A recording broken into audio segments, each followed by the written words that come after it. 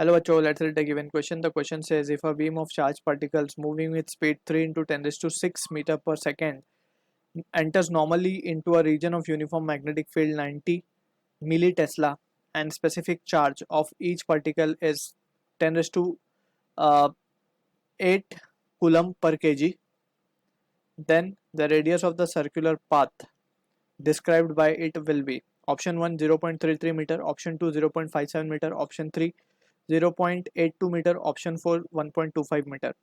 So यहाँ पे we need to have a certain corrections. ये 10 raised to 8 है and this is 10 raised to 6, right? So we need to understand about the key concept of the magnetic force acting on a moving charge particle.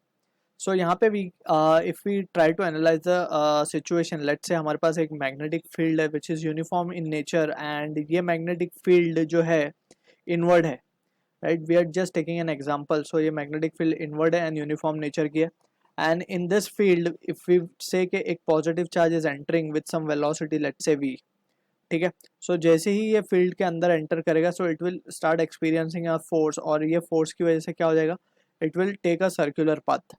अब यहाँ पे we can see जैसे ही field में enter कर रहा है सो we can see कि it will start experiencing a force in the upward direction. अच्छा, ये हमें कैसे पता चल रहा है कि force upward लग रही है? So that we need to be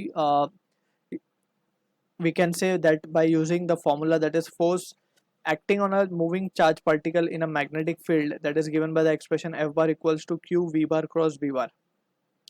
So यहाँ पे हम देख सकते हैं V cross B will give us the direction of force. So V cross B जब हम करेंगे so it will give the direction of force that is in the upward direction. So या तो हम right hand rule से V cross B कर लें या फिर हम right hand palm rule use कर लें. Right hand palm rule में we need to put the finger in the direction of magnetic field and thumb in the direction of current or in the positive charge velocity direction, and right hand palm face will give the direction of force. So in this case force ऊपर की तरफ लगेगा and it will take a circular path in the upward direction, ठीक है ना? अब यहाँ पे also we need to understand कि since it is taking a circular path, so in that situation हम क्या कह सकते हैं, for a particle that is performing a circular motion it must have a centripetal force which is given by the expression mv square by r, and ये centripetal force is provided by this magnetic force, right, which is given in terms of magnitude हम इसे लिख सकते हैं q v B sine theta. अब sine theta यहाँ पे 1 हो जाएगा बिकॉज वी कैन सी कि theta is angle between v and B और वी एंड बी यहाँ पे परपेंडिकुलर है, so sine theta sine 90 will be 1. So सिर्फ ये क्यू वी बी बचेगा.